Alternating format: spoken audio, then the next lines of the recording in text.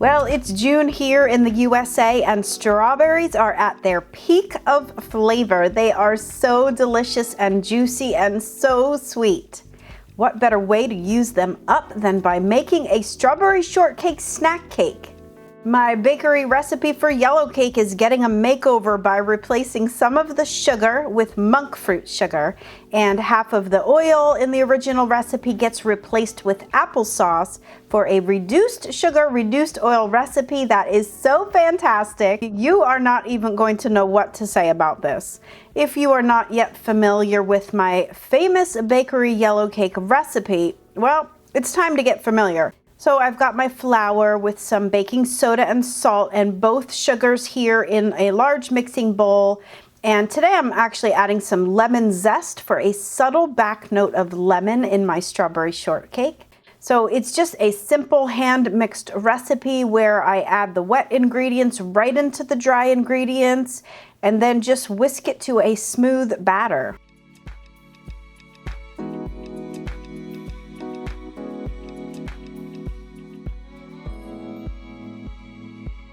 Now into my greased and parchment lined 9-inch by 13-inch cake pan. Now this is going to be a single sheet cake style for easy serving and, warning, really easy eating. My oven is preheated to 350 degrees Fahrenheit and this cake takes just about 25 minutes to bake. So meanwhile, I'm going to chop up my strawberries, and some of them were on the verge of not looking so nice, but that's okay. I'm going to cook those down with my secret weapon for the best strawberry compote ever, and that would be cranberries. Cranberries not only add a vibrant color, but they also have the highest natural pectin for a really thick compote. But because cranberries are really tart, I am adding sugar, but I'm using allulose. And of course you could use any sugar of your choice here or just forget about the cranberries altogether, and you don't even really have to add sugar because the strawberries are sweet enough on their own. Just cook it down to a nice thick chunky compote, and while it cools, we have to talk about vegan whipped cream for a minute.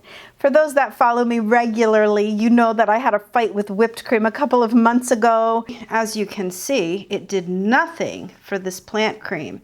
So Country Crock, I am sorry, you taste delicious, but your stability is an absolute zero. Without going into the gory details of that disaster here in this video, today I have great news. I have developed a vegan whipped cream stabilizer recipe that will transform whatever brand or homemade recipe of whipped cream that you're using into a super stable dream come true. So be sure to click through to that video at the end of this one to see how to make this bulk stabilizer that stores in the refrigerator for months, and all you have to do is add it to your whipping plant cream. All right, back to this cake. One thing that I do notice about baking with sugar substitutes is that they slightly alter the color and the texture of the final cake, which is why I often will only replace like half of the sugar and the oil in the recipe, keeping it as close as possible to the original, but just slightly healthier.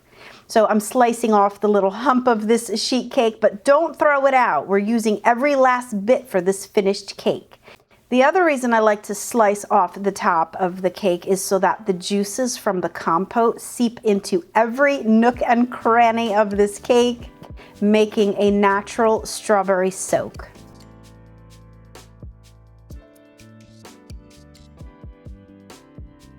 Now just pile on that fluffy, billowy, sugar-free whipped cream to slather all over my low and no sugar strawberry shortcake snack cake.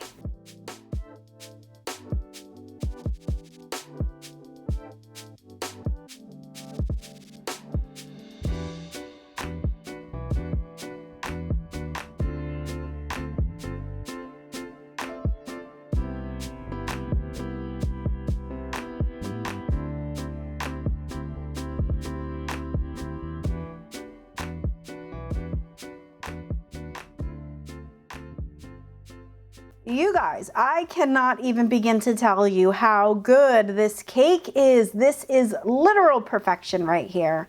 The compote layer is definitely an extra step and you can skip it, but I really think all of this together is just making this cake so fantastic.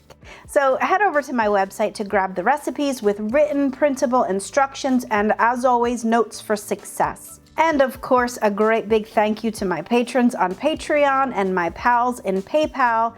We all know who's making this all possible to buy the ingredients, to test and retest, so that I can perfect these recipes and continue to share them for free with everyone.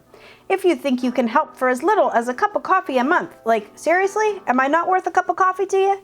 Click the links below to find out how. All right, thanks so much to everyone for watching and liking and commenting and subscribing. And until next time, happy vegan baking. Bye for now.